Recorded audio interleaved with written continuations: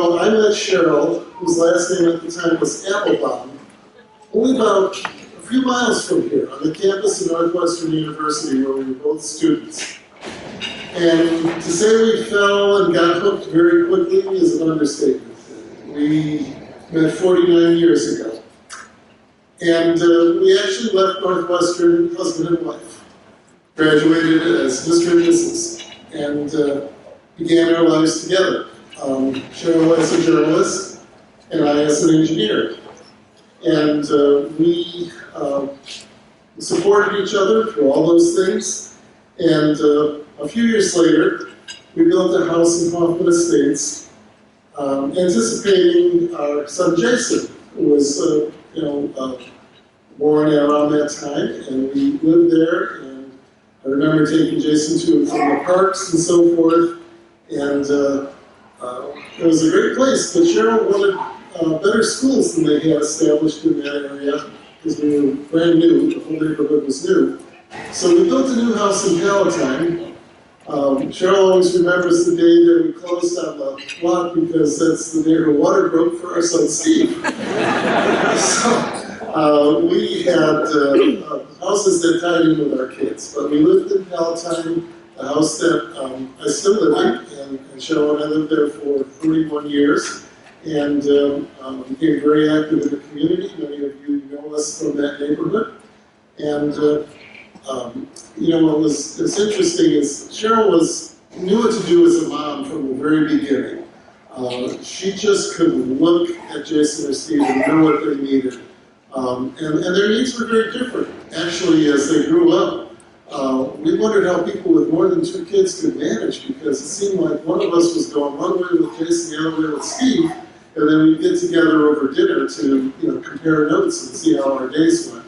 So we had quite an experience there, and it was wonderful. We followed the kids all through their various adventures in life. Steve was on the Northwestern soccer team. We went to every single game that he played all over the country. Penn State in the middle of rain. I can tell you stories. But we're very proud of our children, and they've done, both of them, very well. And I'm sure many of you have met them today if you didn't know them from before. So that'll always be something that we remain very, very proud of. But then, they left home. They're living lives of their own. And about 26 years ago, unfortunately, Sheryl got the diagnosis of Parkinson's disease. And although that's never good news to hear you have a degenerative progressive disease, her attitude was, I have Parkinson's, but Parkinson's doesn't have me.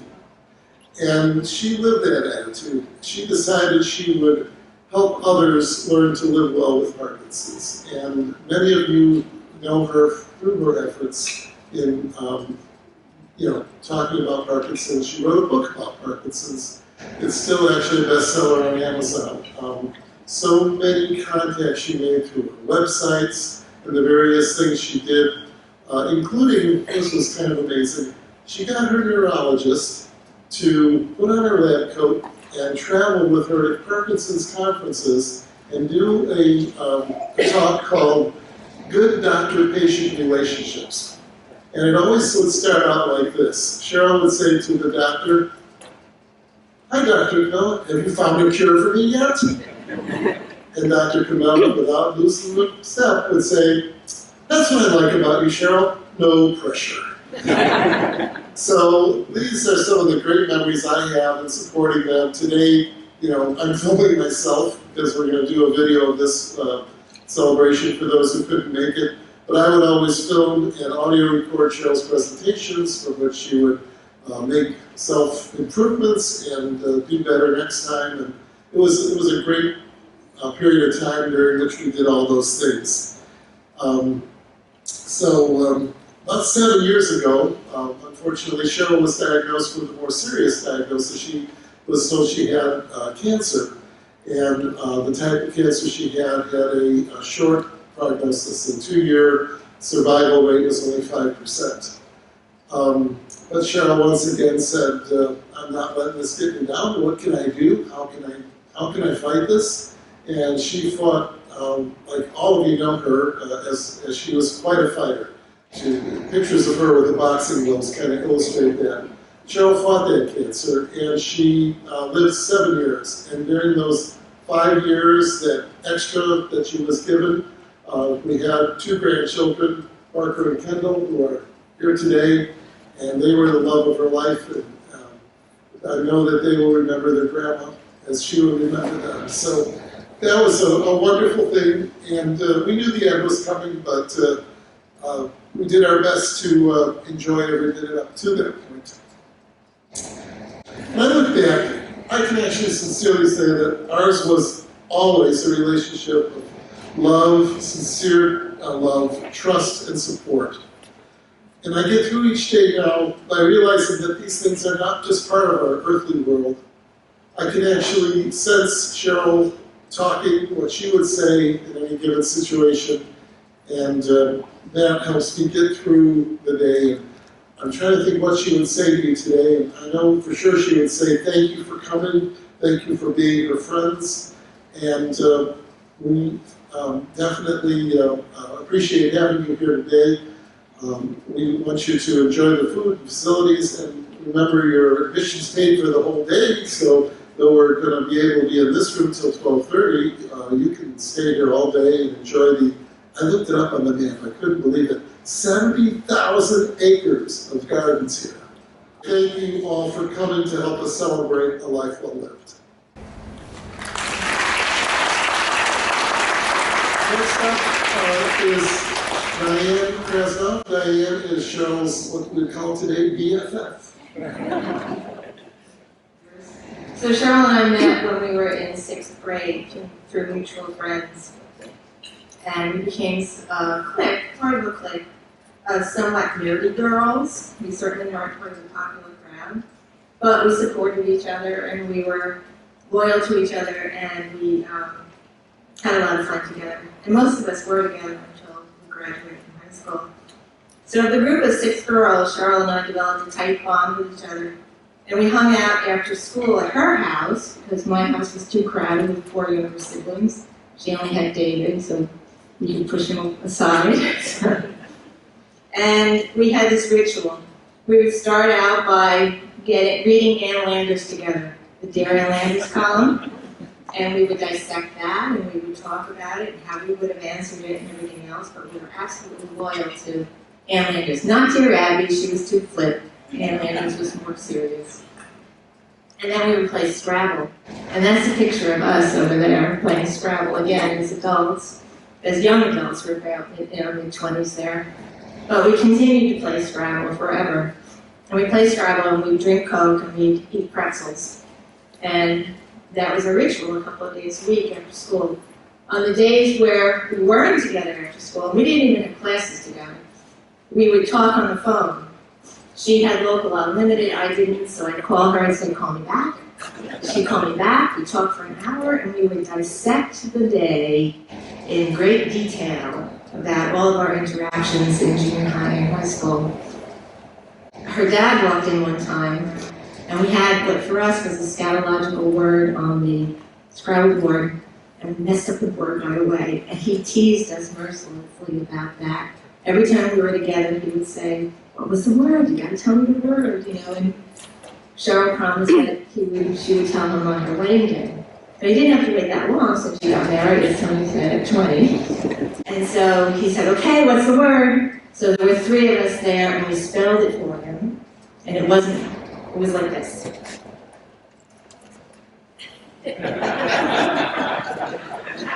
He was so disappointed. And after that, the teasing was about how disappointed he was on that day. So on Saturdays and the weekends, we'd call each other, what do you want to do today? I don't know, what do you want to do today? And this is the whole group of friends. So we'd go back and forth until we finally settled on something. And it was either going to the mall to shop, mostly window shop, because we didn't have much money. Back then you made 50 cents an hour for babysitting. Or we would play Michigan Rummy at Diane Weissenfeld's house. She's in a lot of these pictures. or we would make copper enamel jewelry at her house, or we would go to the movies or bowling. Bowling was also a big thing. So when Sheryl went halfway across the country, we still stayed in touch. I would fly to her. As most of you may know, Sheryl hated flying. Sheryl was very claustrophobic, and it manifested in a lot of strange ways at times, but definitely flying. And plus, my dad worked for TWA, so I flew free. And I would fly to see her at least once a year and stay in the college dorm with her. And then once she came to see me, and I was at SUNY Albany, State University of New York, and I lived on the 19th floor. Well, if you're claustrophobic, you also hate elevators. So we would plan our day so that we only had to walk the 19 flights once a day and descend them. And I remember her telling me what a true blue friend I was, that I would walk those 19 flights with her. So we did stay, as once Sheryl got married and we would come out and visit, I would come out with my kids for a while. There was one embarrassing episode. I always admired Sheryl for her very clear thinking and expectations. And I had a wild child. And I had a wild child. So we were shopping, and we had the kids, and I had one kid in a backpack, and I had this other 4-year-old with me who was whining and complaining. We were in a jewelry store. We know Sheryl loved jewelry, so we're looking. And my older daughter is like whining at me, and she starts pulling on her backpack. And I was so mad, and I whipped around, and she went whipping around and knocked over a display like this one in the jewelry store. Sheryl panicked and ran away. She did not want to see me. So after that, I didn't bring my kids with me when I came to visit, but I still managed to visit about once a year. And we continued our tradition of playing Scrabble. We played Scrabble every time I came out, and of shopping. But now we have money, so it was much more fun to go shopping together. And I only shopped. I didn't really like shopping. I loved being with Sheryl. I loved getting the shopping done. I didn't shop the rest of the year. I saved it all for when I came to Illinois. So I have so many memories. We're 56 years as friends, and so many mementos. Every time I put on a piece of clothing that I know we purchased together, I remember Sheryl, and it's very bittersweet at that time. She was an amazing best friend, often putting aside her own worries and concerns to support me as I worked something through. I'll miss her wisdom, her humor, her sarcasm, her Yiddish phrases, and her unwavering support. I've lost my backup memory bank, but I'm so incredibly grateful for the wonderful life we shared together. Thank you.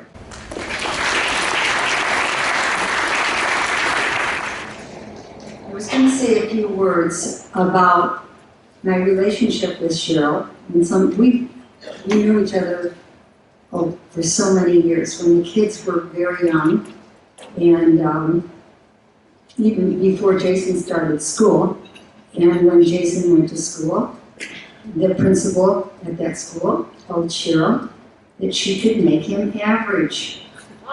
Well, you can imagine Cheryl's reaction to that. That wasn't going to happen. So that was when he went to school far away that they drove him to every day, very successfully. I got to know Stephen when he was very young, involved in soccer, as our family was. For some crazy reason, I'm a teacher, and Sheryl thought I could help him with his reading, which really he didn't need any help with. Maybe comprehension, which was part of our conversations. Whatever it was, it gave us an excuse to visit, and apparently I was very successful because Stephen is very successful. Can I take credit for some of that? Through her illnesses, her health challenges, she was so strong. Something she hated, but she did religiously, was exercise. So, and I loved exercise. So we were a misfit couple. There's a picture over there of us swimming. She hated swimming, but she did get into the pool. The first time she got in, she didn't put a bathing suit on. She put on shorts and a top. She did walk in the water. It was great. She felt good, and led to many times of us sharing time in the water. However, that first time, she became waterlogged and had to climb the stairs to get out. And we couldn't get her out. So it took like a village, and she finally got out. But she, with water, etc. But it was the start of all of her exercises to try to keep her Parkinson's under control. I'm sure everybody here has a wonderful Sheryl story. I'd love to hear all of them. Instead, I found a poem that I liked that kind of expressed some of the things that I think about when I think about Sheryl. And I wanted to share it with you. And it's called Life is a Journey. I didn't write it, I wish I had. It's by Rabbi Alvin Klein, and it says, life is a journey. Birth is a beginning, and death a destination, and life is a journey from childhood to maturity, and youth to age, from innocence to awareness, and ignorance to knowing, from foolishness to discretion, and then perhaps to wisdom, from weakness to strength, or from strength to weakness, and often back again, from health to sickness, and we pray to health again. From offense to forgiveness, from loneliness to love, from joy to gratitude, from pain to compassion, from grief to understanding, from fear to faith, from defeat to defeat to defeat, until not looking backwards or ahead, we see that victory lies not. Step by step, a sacred pilgrimage. Birth is a beginning, and death a destination, and life is a journey. Sheryl made that journey a synonym with strength and love and compassion. And we all remember this wonderful smile that we're seeing in these great photographs. And may her strength and attitude, I miss her for all the political conversations we had. We were on the same page, so it was always fun. Is that she become a memory that gives us all strength. Thank you.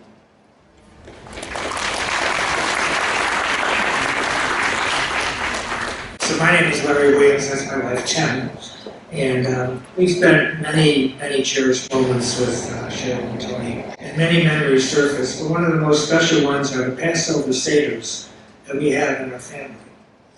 And Sheryl and Tony joined us over so many years. In fact, sometimes when Cheryl's parents were in town, Leonard and Lenora, they would also join us. And part of our going through the Seder, we would talk about specific problems of the time, not just the religious aspect of it. We'd ask questions one another. And Sheryl, as you can imagine, was an integral part of those discussions. And we will cherish those memories for so many years. Her life taught us about family, friendship, and the ability to connect to others. Her illness inspired us to face the unimaginable with courage, conviction, and spirit. Her passing reminds us of the power of love, and her memory will most definitely always be a source of strength. I too found a poem that I thought is apropos to Cheryl's life, and if I may, this was written by Rabbi Jack Remer. As the rising sun and it's going down, we remember her. At the blowing of the wind and in the chill of the winter, we remember her. At the opening of the buds and the rebirth of spring, we remember her. At the blueness of the skies and in the warmth of summer, we remember her. At the rustling of the leaves and in the beauty of the autumn, we remember her. At the beginning of the year and when it ends, we remember her. As long as we live, she too will live, for they are now a part of us and we remember her. When we are weary and in need of strength, we remember her.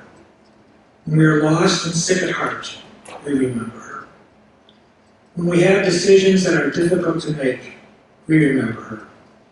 And when we have joy and crave to share, we remember her. And when we have achievements that are based on her, we remember her. For as long as we live, she too will live.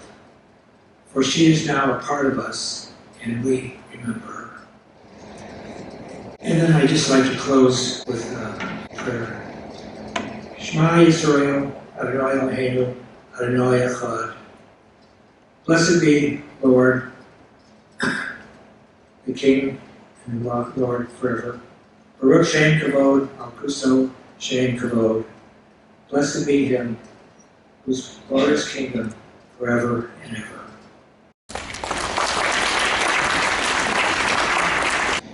My name is Frank Lamberta.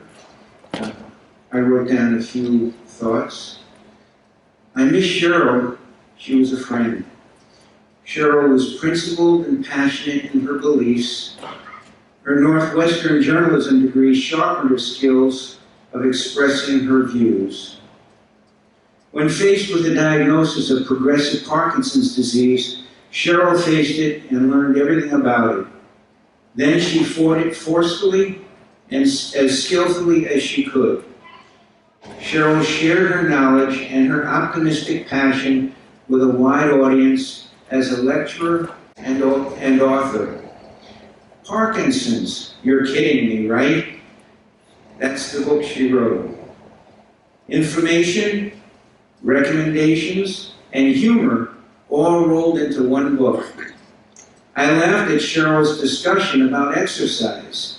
She hated it and would rather have a root canal than exercise. But she did exercise, and diligently. And Tem mentioned something about going to the pool. I think Sheryl got in the pool because Tem terrorized her. She had no choice. But she did exercise, and diligently. Did you ever try to play Xbox soccer against her? She was vicious. The same was true of bowling or boxing. Of course, Sheryl felt she deserved to do a little shopping, her favorite exercise, with a sweet treat nearby after some physical exercise. Sheryl also faced cancer with all the strength she could muster. It was a terrible diagnosis. She needed and received the support she needed from Stephen and Jason and others. Tony is a most remarkable man. His attention to Sheryl was constant and unwavering through many tough patches. Sheryl's home is a reflection of the beautiful person she was. The spectacular glasswork and decorations were all creations of Sheryl's imagination. The landscape outside is unique and alive. Sheryl helped us landscape our front yard. We are thankful for her suggestions. We hope to continue our friendship with Tony, Stephen, and Jason. Visiting Sheryl's home will always remind me of her and her intelligent charm. I miss Sheryl and hope she is well.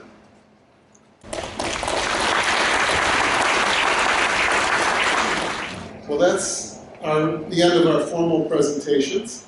You are encouraged to enjoy the facilities, the food, and the company for as long as you would like, and then finish your day by enjoying the beautiful gardens that we're in. I know Sheryl and I would come here and enjoy it tremendously several times a year. So please do so, and thank you all for coming on behalf of our family, and enjoy, meet one another.